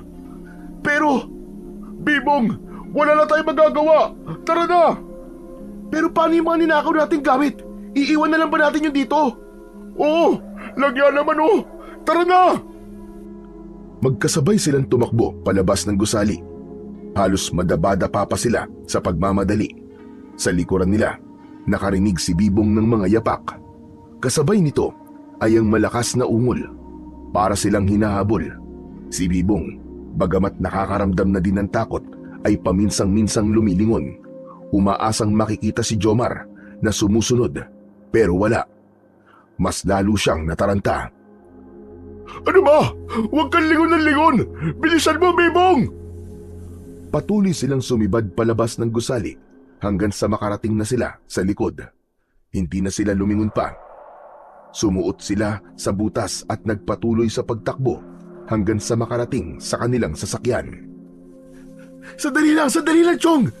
Ano ba talaga nangyari sa inyo? Pwede mo bang ipaliwanag sa akin? Malayo na tayo sa gusali. Wala na yung aswang na sinasabi mo. Si Jomar, nasan pa talaga siya? Chong, wala na siya. Baka patay na siya, Chong. Ano? Anong patay na? Hindi ka ba nakikinig? Baka patay na si Jomar. Sinabi ko na sa'yo, di ba? May aswang sa gusali na yun. Maniwala ka sa akin, hindi ako nagbibiro. Patawarin mo ako, Bibong. Wala akong nagawa nung bigla na lang siyang dambahin ng aswang. Baka nga sa mga oras na to, nilalantakan na siya ng aswang na yun. Hindi pwede. Babalikan ko siya. Anong babalikan? Nababaliw ka na ba? Sige, kung di na talaga kita mapipigilan, sige, bumalik ka. Pero kunin mo muna to. Dahan-dahan niyang inilabas mula sa bulsa ang isang kwintas. Nanlaki ang mga mata ni Bibong nang makilala ito. Yun ay walang iba, kundi ang mutya ng luha ng pusa. Baka sakali sa'yo gumana. Walang kwenta kanina yan eh. Di man lang tumalab sa aswang na yon. Wala yung kapangyarihan sa akin. Teka, bakit nasa iyong kwintas na to? Kinuha mo? Ninakaw mo kay Lolo? Nilapitan ni Bobong si Romulo. Agad na kinuwelyuan at halos handang sapakin dahil sa galit. Hayop ka, Chong. Makati talagang kamay mo. Talo-talo na talaga. Pati ang lolo ko, nagawa mo pang pagnakawan. Hindi ka lang traidor na tao. Tunay ka rin na magnanakaw at makasarili. Hindi ko naman sinasadya eh. Natukso lang ako. Sorry. Sorry na talaga. Wala akong pakialam sa sorry mo. Ngayon mas kailangan kong balikan si Jomar doon. Kasi baka mamaya baka ginawan mo lang siya ng masama eh. Tapos gusto mong palabasin na aswang ang pumatay sa kanya. Hindi ko magagawa yun, Chong. Maniwala ka naman sa akin. Hindi ko sasaktan si Jomar, no. May aswang talaga. Nakita ko yung aswang. Kinuha ni Bibong ang kwintas at mabilis na inilagay sa kanyang bulsa. Hindi na siya nag-aksaya ng oras, ni hindi nilingon ni Romulo nang marinig niyang umandar na ang tricycle nito para umalis. Tumakbo na siya pabalik ng madilim at delikadong gusali. Habang papalapit, ramdam niya ang malamig at mabigat na hangin. Parang may mga matang nanonood sa kanya sa dilim. Pero hindi siya nagpatinag. Isinuot niya ang kwintas. Pagsuot niya nun, ay naramdaman niyang tila nagkaroon siya ng tapang na magpatuloy. Para kay Jomar. Para kay Jomar gagawin ko to. Para sa pagkakaibigan. Hinigpitan niya ang hawak sa mutyang nakatapat sa kanyang dibdib. Saka siya pumasok sa loob. Determinado at handang harapin ang kung anong nilalang na naghihintay sa loob. Pagkapasok sa loob, agad niyang tinawag ang kanyang kaibigan. Jomar! Jomar, nasan ka? Jomar! Ngunit walang sumasagot. Masyadong tahimik sa loob. Nagpatuloy siya sa pagtawag sa kanyang kaibigan. Wala na siyang pakialam kung malakas ang kanyang tinig. Mas gugustuhin na rin niyang may makatawag ng pansin sa kanya para tuloy makahingi siya ng tulong sa iba. Tinungo niya ang puno ng hagdan. Ngunit bago pa siya makaakyat, nakarinig siya ng boses, pero hindi mula kay Jomar. Boses yun ng isang matandang babae. Pinakinggan niya itong mabuti. Tapos ay maingat na humakbang habang sinusundan ang paos na boses. Tulog! Tulog! Tulugan mo ko! Parang awa mo na! Biglang nagliwanag ang suot na mutya ni Bibong. Sa tulong nito, mas naging maliwanag ang buong paligid. Agad niyang nakita ang isang nakatalungko, gusgusin at sugatang matandang babae. Nakasubsob ang ulo nito at umaalon ang balikat sa pag-iyak. Lola! Lola! Kayo po ba yung humihingi ng tulong? Habang papalapit siya, napansin niya ang kakaiba sa matanda. Ang mga kamay nito ay tila mahaba at matutulis ang mga kuko. Ang anino ng matanda sa sahig ay hindi normal. Hugis hayop ito, hindi tao. Hindi kaya... Sa mismong sandaling yun, mas nagliwanag pa ang mutya sa kanyang dibdib. Dahil dito, napaangat ang ulo ng matanda at doon niya nakita ang anyo nito. Ang mukhang inakala niyang matanda ay unti-unting nagbago. Humaba ang bibig, lumabas ang matatalim na pangil at ang mga matay naging kulay pula. Napaatras si Bibong dahil sa gulat. Ang matandang babae ang sinasabing aswang ni Romulo na sumalakay sa kanila ni Jomar. Merong kang tangan na mutya! Lumapit ang aswang kay Bibong. Muling umatras ang binata. Hindi siya makapaniwala sa nakikita. Ang bawat pagakbang niya paatras ay sumasabay sa paggapang ng malamig na hangin sa kanyang batok. Ngunit naramdaman niyang nag-init ang kanyang mutya. Halos mapaso siya. Gumagalaw din ito na parang may sariling buhay. Parang gustong kumawala sa kanyang leeg. Hindi ka isang antingero, binata.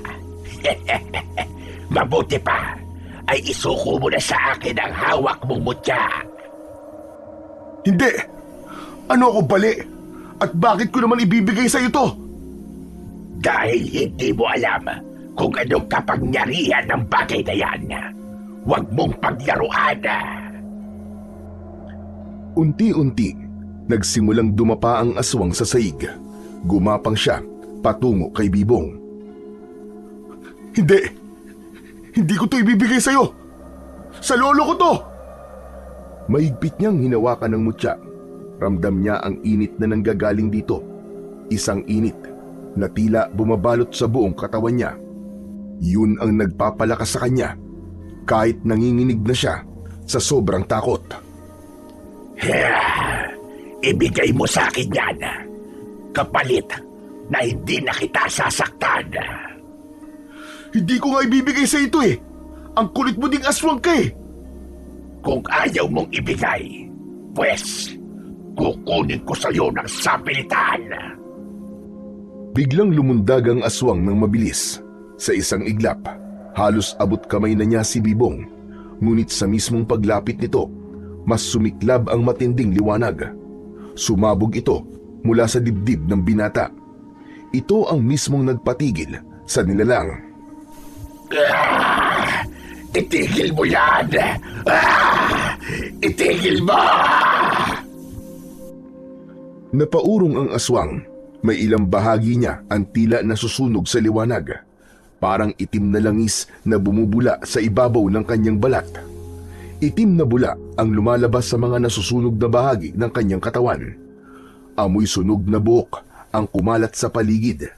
Ngunit kahit sugatan, ngumisi pa rin ang aswang. Akala mo naman, napakalakas mo na dahil may mutya ka. Pwede pa rin kitang masaktan kahit may palangga ka. Ha? At anong akala mo ha? Nahahayaan lang kitang saktan ako? Hindi! Nagkakamali ka! Magkakamatayan mo na tayong dalawa. Pinatay mo ang isang kaibigan ko, kaya dapat ka ring mamatay. Hindi ako titigil hanggat hindi ka nagiging abo. Ang tapang mo, bata. Bakit hindi mo ko subukan ngayon? Gamit ang mahabang dila, ay balak sanang ipulupot yun ni Maura sa braso ni Bibong, ngunit mabilis na nakailag ang binata. Nagulat pa siya nang makita na mabilis siyang nakakakilos. Naisip niyang isa din yun sa kapangyarihan ng mutya. Magaling ka. Ngunit tignan natin kung saan ka dadalhin ng tapang mo. Gamit ang mahaba at madulas na dila, muling sinubukan ng aswang na maabot si Bibong. Mas mabilis na, para bang mas ginanahan dahil sa galit. Tinarget nito ang braso niya at sa isang iglap, nagtagumpay siya. Naipalupot niya dito sa kaliwang kamay ng binata ang kanyang dila. Pumulupot na parang ahas. Ramdam ng binata ang malamig at malagkit na pakiramdam at ang paghigpit nito na para itong pinipiga. Napasigaw siya sa sakit. Ah! Bitiwan mo ako! Bitiwan mo akong bruha ka! Pilit niyang hinila ang sarili palayo. Ngunit parang bakal ang pagkakapulupot ng dila ng aswang sa kanyang braso. Naramdaman niya ang pamamanhid na mabilis na gumagapang sa kanyang braso. Para bang may lason ang laway ng halimaw. Habang nagpupumiglas siya, nakikita niya ang mapanlait na ngisi ng halimaw. Humina ang liwanag ng mutya, kasabay ng panghihina ni Bibong. Napaluhod ang binata sa sakit. Ngunit bago pa siya tuluyang mawalan ng pag-asa, isang sigaw ang kanyang narinig. Nakita niya ang anino ng isang lalaki na nasa likod ng aswang. May hawak itong bakal. Hinambalos nito ang halimaw. Hayop ka! Bitiwan mo ang kaibigan ko! Tumama ang bakal na tubo sa tagiliran nito, dahilan para lumuwag ang pagkakapulupot ng dila nito sa braso ni Bibong. Napaatras ang aswang, napangiwi sa sakit. Jomar! Buhay ka pa? Oo naman! Muntik na ako mapatay ng hayop na yan. Mabuti na lang at nailigtas ako ng habak na ibinigay sa akin ng lolo mo. Talaga? Paano ka niligtas niyan? Magsasalita pa sana si Jomar, pero nakita nilang naghahanda na naman ulit ang aswang sa muli nitong pagsalakay. Mas galit ito, mas mabangis na ang kanyang anyo. Kumanda kayo! Papatayin ko kayong dalawa! Tol, tara na! Mga unggoy, hindi na kayo makakatakas sa akin! Gagawin ko na kayong pagkain! Mabilis na pumihit ang dalawa at tumakbo palayo sa aswang. Pre, anong plano? Ano pa? E di yan tumakbo. Nagkatinginan ang magkaibigan. Bagamat parehas na nanginginig pa rin ang mga tuhod sa labis na takot, ay pareho silang hindi sumuko. Isang malakas na alulong ang kanilang narinig mula sa aswang. Sunod ay natahimik ang paligid. Muling sumuot sa butas ang dalawa palabas ng gusali. Kapwa sila hingal at pagod, pero nagpatuloy sila sa mabilis na pagtakbo. Hindi sila tumigil dahil bawat takbang nila ay may mabilis na aninong nakasunod. Tol, pagod na ako. Ayaw tayong lumayan ng aswang na yun. Akala mo, para tayong marathon runner nito eh. Tumakbo ka lang, Tol. Huwag kang magre-reklamo. Ngunit bigla silang napahinto nang mula sa madilim na bahagi ng daan ay may biglang sumulpot na aswang sa kanilang harapan. Akala nyo makakatakas na kayo? Hindi pa tayo tapos, mga ungas! Eh di wow! Mabilis na umataking muli ang halimaw, parang kidlat sa bilis. Pero agad namang umilag ang dalawa. Nagsenyasan sila. Sa kanan ako, Chong! Doon ka naman sa kaliwa! Sige, Chong! Mabilis silang pumwesto at sabay na umatake. Si Jomar ay hawak pa rin ang tubo, samantalang si Bibong naman ay kinuha ang mutya sa kanyang leeg at mahigpit na hinawakan. Bahala na nga si Batman! Ah! Pinisil niya ang mutya at agad na nagpakawala na naman ito ng nakakasilaw na liwanag. Naramdaman ni Bibong ang kakaibang bilis at gaan ng kanyang katawan. Nakakatalon siya ng mataas at bawat paglapag ng kanyang mga paa ay walang ingay. Bago pa makaporma ang aswang, mabilis na dumulas si Bibong sa pagitan ng mga binti nito at niyakap niya pareho. Idinikit ang mutya sa balat nito. Sigaw ng sigaw ang halimaw dahil sa sakit, dahil sa pagkakalapnos ng kanyang mga binti. Sabay na umikot si Jomar sa likuran at buong lakas na hinambalos ng tubo ang batok ng kalaban. Sige na, pre! Banata mo ng banatan! Huwag kang titigil hanggat di namamatayan! Sunod-sunod na suntok, hambalos at tadyak ang nangyari. Ang magkaibigan ay halatang baguhan sa paggamit ng kanilang mga agimat, pero nagawang pagsabayin ang kanilang lakas at bilis. Sa wakas, isang malakas na hampas ng tubo ang tumama sa ulo ng aswang.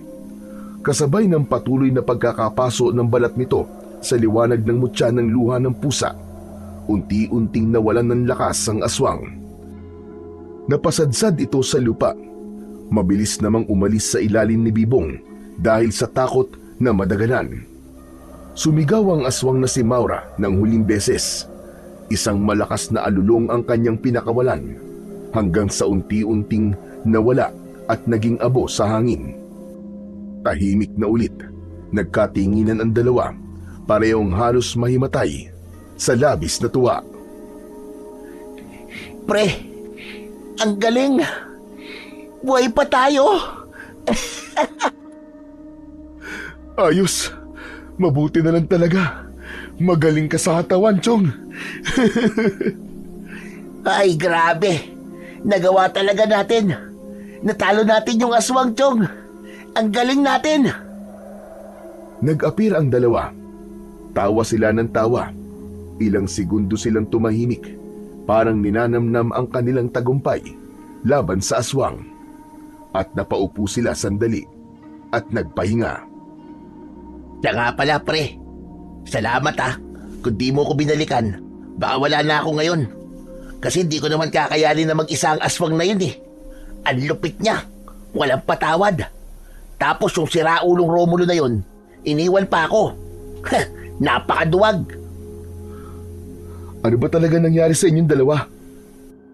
Kasi, nung una naming nakita yung matanda, sabay kaming lumapit para kausapin sana. Kaso, nakita niyang nagbagong anyo.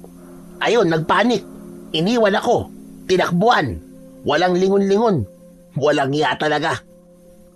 Pambihira talaga yung taong yun, no? Akala ko naman, siya ang pinakamatapang sa atin. Siya naman pala ang totoong duwag. Ayun nga umuwi na. Pinaandar na kagad yung tricycle. Iniwan na talaga tayo ng hayop na yun. Umanda siya sa akin. Mabuti ka pa, Chong. Alam mo, kahit medyo sablay ka minsan, totoo kang kaibigan eh. Loko ka. Kailan naman ako naging sablay, ha? Pero Chong, salamat din, ha. Tinulungan mo din naman akong kalabanin yung pangit na halimaw na yun eh. Kaya yung tagumpay na yun, Chong, sa ating dalawa yun. Para sa ating mag-best friend na walang sukuan, walang iwanan.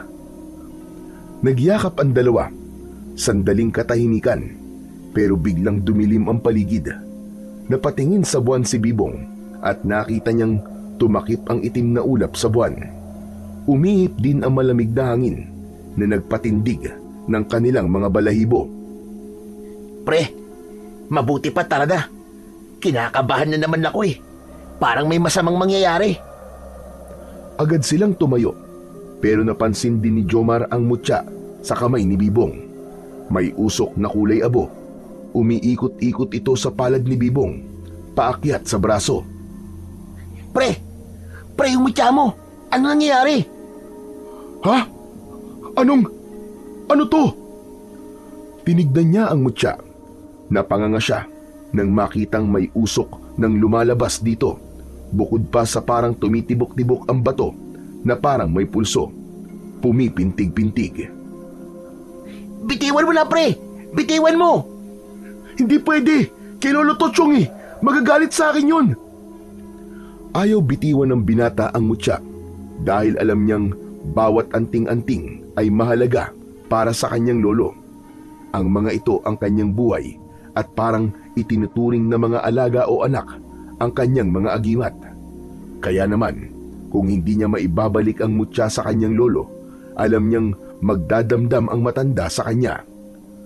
Ngunit bumilis ang tibok ng kanyang puso nang maramdaman ang dumaloy na kuryente mula sa mutya. Mula sa kanyang palad, paakyat ng braso hanggang sa kanyang balikat. Umiinit din ng umiinit ang kanyang balat. Biglang napaatras si Bibong at napasigaw. Pre! Aray! Ang init! Ang init talaga! Pre! Tanggalin mo na yan, pre! May mali dyan! Hindi yan normal! Sinubukang hilahin ni Jomar ang kwintas sa palad ni Bibong, pero hindi niya ito matanggal. Parang nakadikit na ito sa balat. Para bang may humahawak dito na hindi nakikita. Tila may sariling buhay ang mutya. Ayaw na matanggal, Chong! Anong gagawin natin? Ah! Anong klaseng mutya ba yan? Takot na takot si Jomar habang hawak ang balikat ng kaibigan. Napansin niya ang balat ni Bibong. Unti-unting nangingitim. Para bang may maitim na likido na dumadaloy sa mga ugat nito. Ang mga linya sa braso ay naging itim din. Parang may lason. Ah! Ang sakit, pre! Parang sinusunog ako sa loob! Pinagpapawisan na si Bibong kahit malamig ang hangin. Tumulo na din ang kanyang luha dahil sa takot at hirap na kanyang dinaranas. Napaupo siya sa damuhan, halos mawalan na ng malay. Anak nang, anong gagawin ko? Paano to? Biglang may lumabas na liwanag sa mutya. Unti-unting nabuo ang isang muka. Isang babae, nakapikit at umiiyak. May mukha, Bibong! May mukha sa mutya! Maya-maya, ang liwanag na nabuo ay biglang lumapit kay Jomar. Nag-iba ito ng anyo. Mula sa anyo ng babae, naging usok na puti at nagpaikot-ikot sa kanilang dalawa ni Bibong. Ilang saglit pa, mabilis itong tumapat sa dibdib ni Bibong. Hindi! Huwag ako! Pumasok ang usok sa katawan niya. Nang isay ang katawan ni Bibong, tumirik ang kanyang mga mata. Habang nangyayari ito, mula sa di kalayuan, ay narinig ni Jomar ang huni ng mga uwak. 1, 2, hanggang 5, hanggang sa hindi na niya mabilang. Hindi niya nakitang lumitaw ang mga ito at nagsiliparan palapit sa kanila. Tumigil ang pangingisay ni Bibong. Ramdam niya ang labis na panghihina. Hindi niya na alam kung gaano katagal siyang nakaupo sa damuhan. Nasa kamay pa rin niya ang mutya. At sa kabila ng sakit na nararamdaman niya, naisip niya pa rin ang kanyang lolo. Naalala niya ang sinabi nito sa kanya. Ang bawat paghawak ng mutya ay may kapalit. Kung hindi mo kayang panindigan ng kapalit, huwag mong piliting maging bayani. Ngayon ay lubos na naiintindihan na niya ang ibig sabihin nito. Nakita niya si Jomar na nasa tabi niya. Tulala, tila biglang huminto ang lahat. Natahimik ang paligid. Tumigil sa paggalaw ang mutya. Ang usok ay biglang naglaho. Ngunit sa pag-alis ng usok, may naiwan sa balat ni Bibong isang kakaibang marka. Hugis mata ng pusa. Maliit pero napakalinaw. Parang inukit mismo sa kanyang laman. At sa bawat pagpintig ng kanyang pulso, ang marka ay bahagyang kumikislap-kislap. Tila may iisa silang buhay. Napalingon si Jomar sa kanya. Nakita nito ang marka at bahagyang umatras. Halata ang takot at pagkalito sa mukha niya. Ano yan, pre? Ano ba talaga nangyayari? Hindi ko rin alam. Wala akong ideya kung para saan to. Mas lalo nadagdagan ang kanilang katanungan nang biglang nalusaw ang mutya sa palad ni Bibong. Biglang kumidlat at kumulog ng malakas. Kasabay ng kulog, biglang umalingasaw ang amoy ng nabubulok na laman. Ang mga uwak na lumilipad sa itaas nila, bumaba sa harap nila. Iba na ang kanilang anyo. Parang tao, pero baluktot ang mga katawan. Mapupula ang mga mata at may kuko na mahaba at matalas. Matatalim din ang kanilang mga ngipin at may mahaba at malapad din silang mga dila. Pre, anak ng tokwa! Mga aswang! Anong gagawin natin? Hindi ko rin alam, pre. Wala na akong mutya. Kaya, takbo na! Ngunit hindi sila nakatakbo. Parehas silang nahawakan ng mga aswang. Bitiwan niyo ako! Bitiwan niyo ako! Anong gagawin natin, pre? Ayoko pang mamatay! Wala na tayong pagpipilian! Kailangan nating lumaban, Chong! Papalapit na ang ilang halimaw. Ang ilan ay gumagapang sa lupa. Ang iba naman ay naglalakad ng baluktot at pasuray-suray. Pero lahat sila mukhang gutom na gutom. Sa isang iglap, sumugod ang isang aswang, mabilis at walang babala. Mabilis na hinampas ni Jomar ng tubo ang nakahawak sa kanyang aswang. Nabitiwan siya ng halimaw. Pre, sa likod mo! Sige, banatan mo! Yan! Sige pa! Sa ulo! Tirahin mo! Teka, sandali lang, time first! Pre, anak ng, puro ka utos eh! Tulungan mo ako, ang dami nito! Hindi ako makawala sa hayop na to eh! Dali! Banatan mo na! Isang mabilis na hampas sa ulo ang pinatama ni Jomar sa aswang na may hawak kay Bibong. Nabali ang leeg ng aswang at tumilapo nito sa lupa. Galit na galit ang kasamahan nitong mga aswang. Yari tayo dito, pre! Anong gagawin natin sa mga aswang na yan? Eh di banatan natin lahat, pre! Mamatay na ako, mamatay! Nagkatinginan sila saglit. Parehong pagod, parehong takot, pero parehong buo ang loob. Pumwesto ang dalawa paharap sa mga kalaban nilang aswang. Hindi na nila mabilang kung ilan pa ang kanilang kalaban. Muli, mahigpit na hinawakan ni Jomar ang tubo at itinaas sa ere, habang si Bibong naman ay naghahanap ng kahit na anong bagay na pwede niyang gamitin para maipagtanggol ang kanyang sarili. Pre, wala nang atrasan to. Laban na! Ngunit hindi sumagot si Bibong. Tumangulang ito at sabay silang sumugod. Nagsimula na ulit ang kanilang laban. Si Jomar, pinaghahampas niya ang mga sumasalubong na aswang. Samantala si Bibong, naghagis ng mga bato, sanga at nagsisisigaw ng kung ano-ano para lituhin ang mga aswang. Sa bawat pagsigaw niya, kahit papano'y napapatalon ng ilan sa mga kalaban. Pero alam nilang hindi sapat yon. Hindi sapat ang lakas nila para sa napakaraming kalaban. Nasusugatan nila ang mga halimaw, pero kapalit nun, nakakatanggap din sila ng mga galos, kagat at kalmot. Sa gitna ng gulo, biglang may kakaibang nangyari. Ang marka sa kamay ni Bibong ay biglang nagliwanag. Napalingon naman si Jomar. Parehas silang nagulat. Hala pre, ano nangyayari sa'yo? Bago pa makasagot si Bibong, ay lumitaw na ang anino ng isang malaking pusa. Isang dambuhalang puting pusa. Galit na galit ang itsura nito. Nakaamba ang pangil at nanlilisik ang mga mata. Gumalaw si Bibong, kasabay ng paggalaw ng pusa sa likod niya. Tumakbo siya papalapit sa isang aswang at sinuntok niya ito sa muka. Sa isang iglap, sumabog ang aswang at nagkapira-piraso. Natulala si Jomar sa kanyang nakita. Ngunit hindi nagtagal ang kanyang pagkamanga dahil sinugod siya ng dalawang aswang. Bigla siyang nakaramdam na parang may puwersang dumaloy sa katawan niya. Ramdam niya ang pagbabago ng kanyang lakas. Napatingin siya sa pusa na nasa likod ng kanyang kaibigan. Naramdaman niya ang enerhiya ng pusang anino ay hindi lang kay Bibong. Dumadaloy din ito sa kanya. Naging mas mabilis ang kanyang kilos. Nakatama siya ng isang solidong hampas sa ulo ng isang aswang. Halos gumulong ito sa lupa bago tuluyang namatay. Samantala si Bibong naman ay nakarinig ng isang tinig. Parang may bumubulong sa kanyang tenga.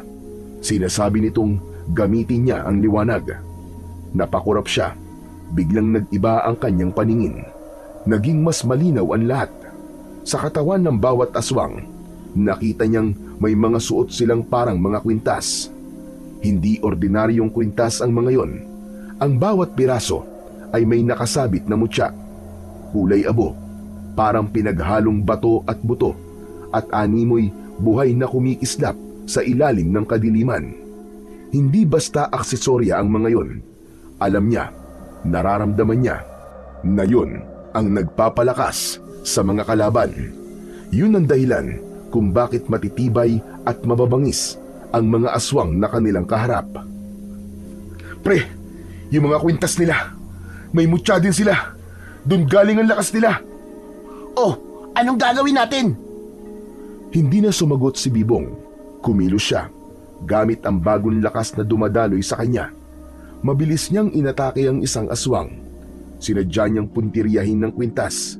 Sa isang galaw ng kamay, tinamaan niya ang mutya gamit ang isang bato. Nabasag ang kwintas. Kasabay nun, nagsisisigaw sa sakit ang aswang. Nagliyab ang katawan at naging abo pagkalipas lamang ng ilang segundo. O ano, Chong? Nakita mo yon? Sa kwintas, Chong! Basagin natin ang mga kwintas! Agad na naunawaan ni Jomar ang sinabi ni Bibong. Mas naging sistematiko ang kanilang galaw. Hindi na basta suntok o hampas lang. Pinuntiryan nila ang mga kwintas ng bawat aswang. Isa-isang bumabagsak ang mga kalaban. Isa-isang nagiging alikabok ang dating malalakas at nakakatakot na nilalang. Hanggang sa huli, wala nang natirang halimaw. Ang paligid ay napuno na lamang ng usok, alikabok at amoy na sunog na laman. Tumayo si Bibong at Jomar. Humarap silang dalawa sa dambuhalang pusa. Dahan-dahang kumilos ang pusa at mas lumapit pa sa kanilang dalawa. Maingat ang galaw nito at mabagal. Tumigil ito. Halos 3 dangkal na lamang ang layo mula sa kanila. Yumuko ito na parang nagpapakita ng respeto. Ang buntot nito ay dahan-dahang pumalo sa lupa. Naramdaman ng dalawa na para itong nagpapaalam sa kanila. biglang lumiwanag ulit ang marka sa braso ni Bibong. Tapos ay may mainit na hangin na tila yumakap sa kanya. Tumingin ang dambuhalang pusa kay Bibong, tapos kay Jomar. Tahimik lang, pero parang may sinasabi ang kanyang mga mata. Nakangiti ito sa kanilang dalawa. Maya-maya pa ay unti-unti itong naging usok. Nagpaikot-ikot ito sa katawan ni Bibong at sa huli, pumasok na sa marka na nasa kanyang braso. Nakita mo yun, pre? Pumasok sa iyo yung pusa. Ibig sabihin, nasa iyo na ang mutya. Oo pre, kitang-kita ko. Di naman ako bulag eh. Oh, ba't naman ganyan ang mukha mo? Hindi ka ba masaya na nakamarka na sa iyo ang mutya? Na kahit na anong oras, pwede mo na magamit ang kapangyarihan nun. Masaya naman ako pre, kaso paano ko ipapaliwanag kay lolo to? Paano ko pa isusoli sa kanya to? Naka, problema nga yan.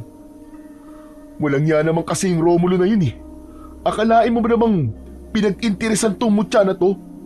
Wala talagang pinapalampas eh. Pati si lolo ko tinalo. Hayaan mo na. Nakatulong naman, di ba? Kung di niya ninakaw yan, naku po, sigurado, baka patay na tayong dalawa ngayon. Oo nga no, tama ka. Pero paano nga?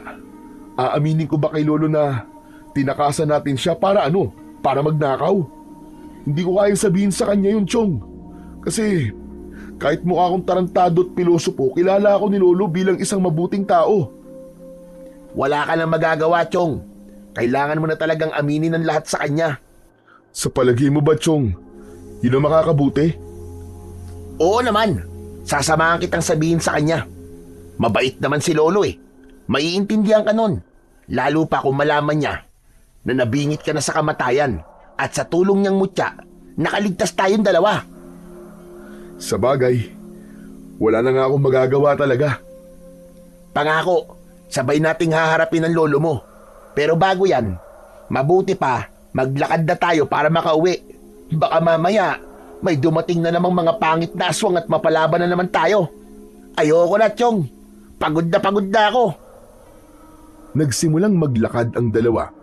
Maya-maya ay may narinig silang paparating na ingay ng tricycle. Umalingaw-ngaw ang tunog ng makina sa katahimikan ng gabi. Uy, may tricycle. Sana hindi resback ng mga aswang yan. Kasi kung oo, Diyos ko po, tatakbo na talaga ako. Sadali lang, Chong, huwag ka maingay. Parang kilala kong tunog ng tricycle na yun ah. Anak ng tutsang. Sabi ko na nga ba eh, tricycle ni Romulo. We, talaga ba? Babalikan pa ba tayo ng duwag na yun? Huminto ang tricycle sa harap nila. Parehas na nakakuyom ng kamao ang dalawa nang makita nilang bumaba sa motor si Romulo. Pero biglang nagbago ang kanilang reaksyon nang makita ang lolo ni Bibong mula sa sidecar. Mahigpit ang hawak nito sa kanyang baston at matalim na nakatitig sa kanila. Bibong! Po, lolo. Napayuko ang binata bigla sa lupa. Hindi makatingin sa kanyang lolo. Si Jomar naman ay tahimik lang sa gilid. Parang gusto nang magpakain sa lupa. Bakit po kayo nandito, lo? Babalik na sana kami. Kaso lang... Alam ko na ang mga nangyari. Hindi mo na kailangan magpaliwanag. Po? Oo, ipinaliwanag na sa akin ni Romulo ang lahat. Nasaan na ang aswang? Wala na po, Lo. Napatay na po namin ni Bibong. Ano ka mo? Napatay nyo? Aba, at napakahusay nyo naman pala. Pero teka, buhay ka. Opo, Lo. Ang galing ng habak na ibinigay niyo sa akin eh.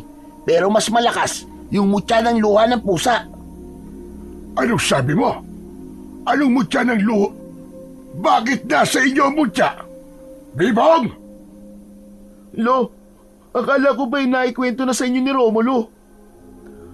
Napansin nilang yumuko rin sa lupa si Romulo at di makatingin sa kanila ng diretso.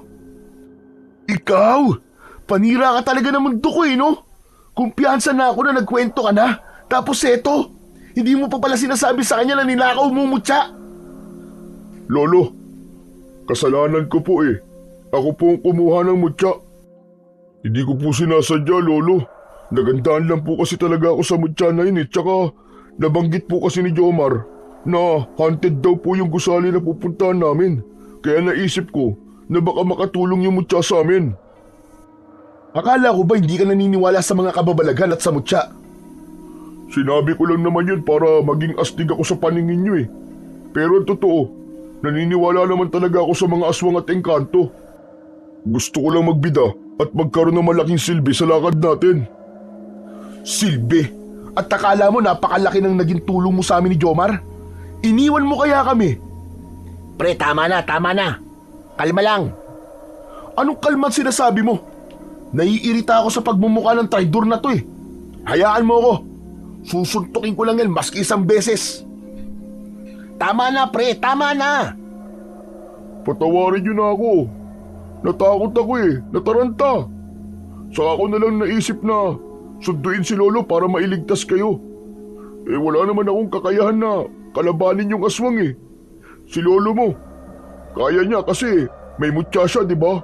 Kaya niyang makipagsagupaan sa matandang aswang na yon. Matandang aswang? At sa palagay mo, matandang aswang lang yung nakalaban namin? Sandamakmak na aswang, pre. Kakatapos nga lang namin makipaglaban eh. Marami kayong nakasagupang aswang. Nasaan sila? Wala na po. Tinunaw na po sila ng mutya. Nasaan ang mutya? Lo, ang totoo eh. Ibalik mo na sa akin ang mutya. Sino nagbigay sa'yo ng paintulot para gamitin yon? Hindi ikaw ang nagmamayari niyan. Hindi ikaw ang pinagkalooban. Alam mo kung gaano kasela ng kapangyarihan ng mutya. Isang maling paggamit lang, maaaring isumpa ka niyan. Hindi ba't sinabi ko na to sa noon? Lo, ang totoo po hindi ko na po maisusoli sa inyo eh. Ano ka mo? Abay bakit hindi? Wala na po ang mutya, Lo. Natunaw po. Tapos, pumasok po sa loob ng katawan ko. Ito po, nag-iwan pa nga po ng palatandaan. Anong pumasok sa'yo? Diyos ko! Ibig sabihin, hindi ko naman po ginusto, Lo eh. Napatitig siya sa braso ng kanyang apo at saka napahinga ng malalim. Tumahimik siya saglit at saka napakamot sa kanyang batok. ang lakas ng enerhiyang nanggagaling dito, apo. Kung sumalib sa iyo ang mutya, ibig sabihin, nakipag-isa na sa iyo ang mutya. Ikaw ang pinili nito. Biglang nagsalubong ang kanilang mga tingin. Tahimik lang si Jomar at Romulo na nakikinig, tila nakikiramdam at matamang nakikinig sa pag-uusap ng maglolo. Kung ganon, ay wala na pala akong magagawa. Kapag pinili ka ng mutya, wala nang sino man ang pwedeng tumutol. Pero apo, sinasabi ko sa iyo, malaking responsibilidad ang nasa iyong kamay. Sana magamit mo ang mutya na yan sa mabuti at sana magampanan mo ang mga tungkulin mo bilang isang bagong antingero. Ano po, Lo? Antingero na po siya ngayon? Oo, maski naman ikaw, antingero ka rin, hindi ba? Di ba't nakaligtas ka sa tiyak na kamatayan at nagamit mo ng mahusay ang iyong habak? Ibig sabihin nun, nakikiisa na sa inyo ang inyong mga mutya at anting-anting. Teka, ba't sila lang? Eh ako, paano naman ako? Anong ganap ko dito? Ano pa, edi driver, paandarin mo na tong tricycle mo at ihatid mo na kami sa bahay. Teka, hindi pa pwede yun. Lo, bakit ako? Bakit wala akong mutya? Marami ka pang kailangan ipaliwanag sa akin, Romulo. Hindi ka pa absuelto sa ginawa mo dito sa dalawa mong kaibigan. Kailangan mo munang pagbayaran ang mga naging pagkukulang mo. Sorry na nga sa inyong dalawa. Di na mauulit, promise. Tumingin si Bibong kay Jomar, ngunit parehas pa ring hindi sila umiimik. Alam ko naman na sablay talaga yung ginawa ko eh. Pero kasi natakot lang talaga ako eh. Kinapos ako sa tapang para harapin ang aswang na yun. Pasensya na talaga mga Chong. Sige na nga. Sa bagay, maski naman tinakbuhan mo kami, may nagawa ka namang mabuti sa amin. Kung hindi mo kinuha ang mutya ni Lolo, baka wala na kami ni Bibong ngayon. Pero heto kami ngayon, buhay pa. Kaya may chance na patawarin ka namin. Ano sa tingin mo, Bibong? Oo na. Pero Chong, sana wag na mauulit ha. O siya, sige na. Sumakay na kayo sa tricycle at umuwi na tayo. Ngayong maayos na kayo, simulan nyo na rin mag-usap kung paano kayo maaabsuelto sa akin at kung paano nyo ipapaliwanag ang mga kalokohang ginagawa nyo. Nagkatinginan ang tatlo matapos marinig ang mga sinabing yun ni Lolo Oyo. Halos sabay-sabay silang napangiti. Sumakay na sila sa tricycle at sinimulan ng paandarin ito ni Romulo. Halos mag-uumaga na nang dumating sila sa bahay at dun nga, nagsimula ng sermonan sila ni Lolo Oyo. Mga aral sa buhay na kanilang dapat na mapakinggan para hindi sila magtuloy-tuloy sa kanilang mga ginagawang masama. Marami silang napulot na aral, kaya naman ang bawat isa ay nangako na hindi nauulit at susubuking ituwid ang lahat ng kanilang mga pagkakamali. Pagkalipas ng 2 taon, tuluyan nang graduate ang tatlo sa kolehiyo. Lahat sila ay nagsumikap sa pag-aaral. Si Bibong ang mas nagpursigi na maisakatuparan ang kanyang pagiging pulis. Tinulungan siya at sinuportahan ni Lolo Oyo at ng dalawa nitong kaibigan. Nag-review siya ng mabuti para sa exam at sa panahong yun, halos bumigay na ang katawan at isip niya. Ngunit palihim siyang tinutulungan ng mutya. Hindi sa paraang pandaraya, kundi pinapatatag nito ang kanyang loob at pinapatalas ang kanyang isipan. Naipasa niya ang exam at tuluyan na nga siyang naitalaga bilang isang pulis.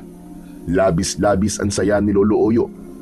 Halos maiyak ito habang tinitignan ang suot na uniforme ng kanyang apo.